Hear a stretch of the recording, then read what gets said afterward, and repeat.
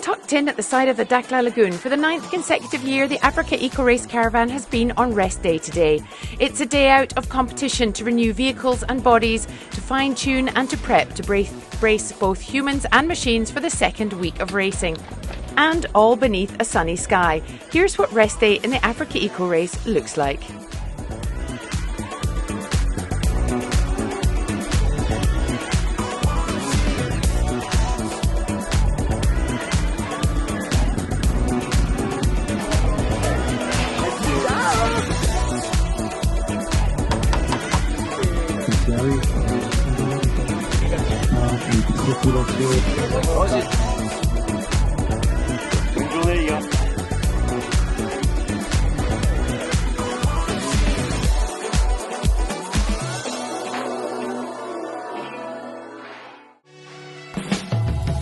It's been a week since the competitors left Monaco, the home of motorsports, for the 16th edition of the Africa Eco Race.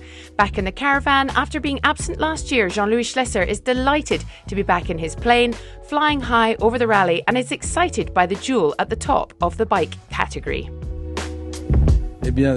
What's surprising is that the first three bikes are three former winners.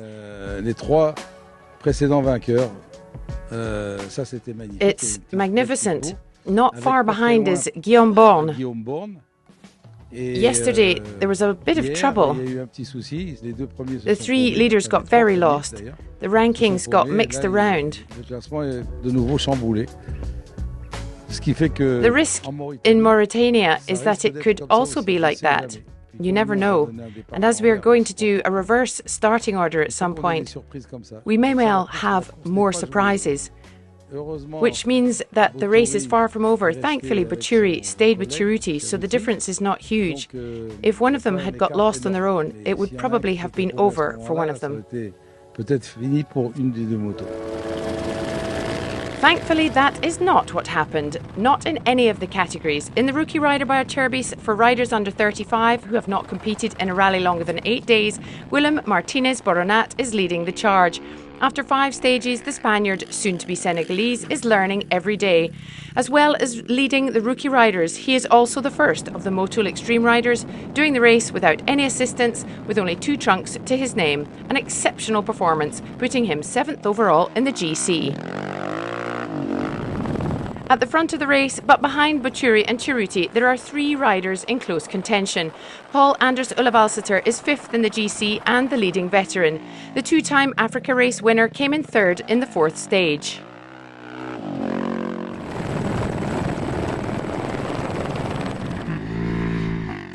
Also right up there is Guillaume Borne. The Moroccan knows the Saharan terrain very well and for the moment is 4th, 1 hour 26 behind the leader.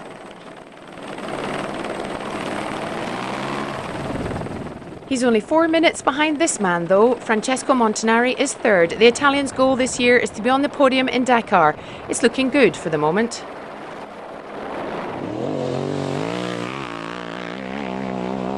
They seem untouchable, the top 2, but in Mauritania anything can happen. Alessandro Boucherie, winner in 2019 and 20, has played cat and mouse since the start with Cheruti. He won 2 stages in Morocco and has enjoyed the week.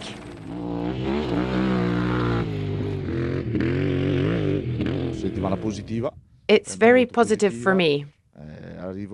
I spent 3 days on the bike with a fever. I'm looking forward to rest day to try and feel better. For the moment, Jacopo Cheruti is the top of the tree, but nothing is certain as the Italian Aprilia rider has only 1 minute 30 seconds over the Yamaha of Boucherie. The slightest error and the defending champion could lose it all.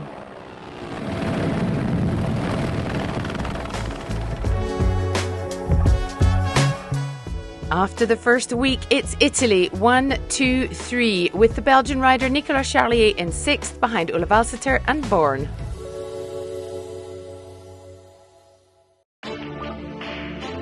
With his expert eye, Jean-Louis Schlesser is very much enjoying the car truck SSV category, especially the sight of Benoît Fretin's 2-wheel drive Century leading the race. I'm happy to see a buggy similar to what I used to drive, leading the race. Benoît Fretin has a very, very beautiful car. The SSVs are there too. They're so fast. In Mauritania, they will surprise us. And then I'm happy to see Rednicek bring a Toyota Gazoo Racing to the race. A factory car. It's magnificent. Interesting developments ahead. We're only at rest day, and above all, it's a navigation competition. Human effort over machine. Pierre Lafay could cause trouble in his SSV. Winner of the first stage, the Frenchman is, just for now, in third overall, 1 hour 25 from the leader.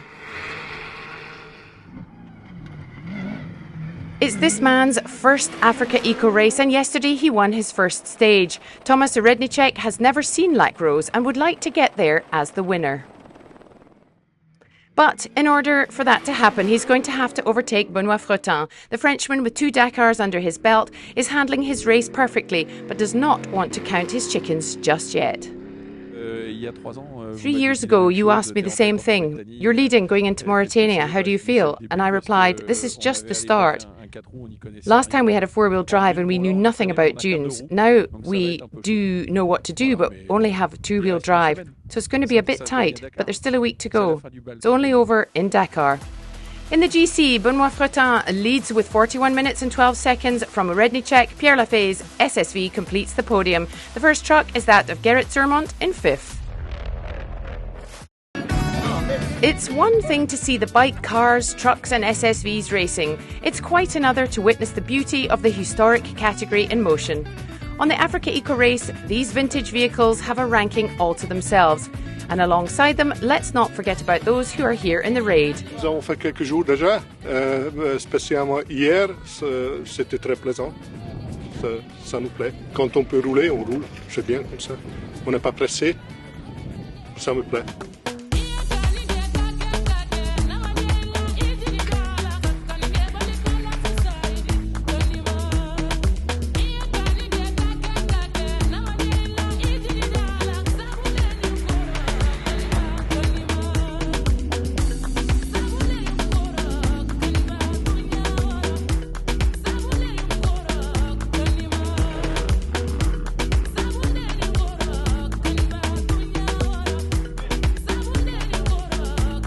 En fait, on a un bruit depuis ce matin, une espèce de vibration qui est arrivée au bout de 80 km. Et puis on a évoqué quelques hypothèses avec nos mécaniciens à distance. Et puis nos 2 roues arrière ont été changées hier soir. Et visiblement, il y avait une roue voilée, donc ils ont conseillé de la changer. Un moment moins agréable, mais bon, ça fait partie du jeu. On met les voitures en contrainte, donc on se retrouve avec quelques soucis mécaniques. Et puis on a les copains qui s'arrêtent d'où c'est deux, donc c'est cool. Mais oui, ça fait du stress parce qu'on a un temps à respecter.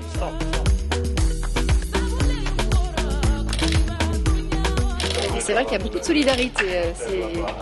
Je m'attendais pas autant, donc voilà. Non, c'est chouette de voir. On verra le résultat, mais en tout cas, c'est sympa de. Merci beaucoup. Pourquoi tu n'achètes pas une voiture comme la mienne? Tu vas pas tous amuser. Ça va plus vite. Ah oui, en plus.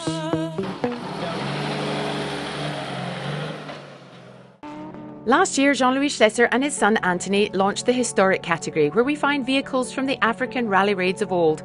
Ever since, these vehicles have been driving through history. After a week of racing this year, the organisers are pleased with how it's going. We've done a lot more of the course than last year.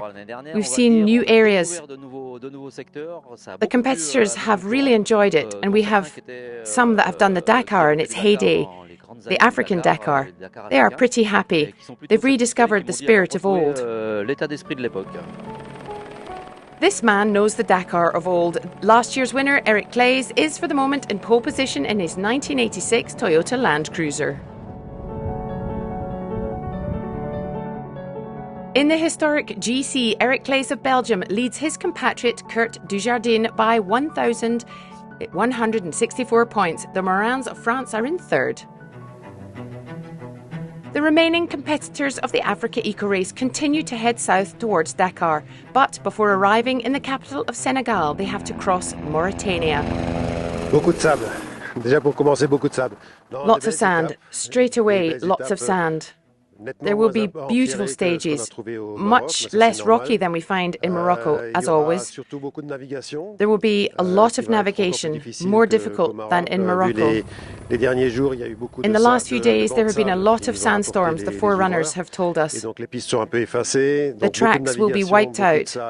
Lots of nav, lots of sand and very soft dunes await them and will make the next few stages very difficult. And then it's the entry into Senegal with a proper stage which counts in the rankings. Surtout l'arrivée au Sénégal avec une vraie spéciale qui va compter pour le classement au Sénégal. And the eternal questions are, will there be any surprises in the second week, and will they enjoy it or will it be a struggle? That will be for them to tell us. It was a big surprise to have such a navigation upset yesterday on stage 5. Un coup de navigation qui était à faire sur l'étape numéro 5. Will there be developments in Mauritania? I think so, because I think they may underestimate the difficulty of the dunes in Mauritania.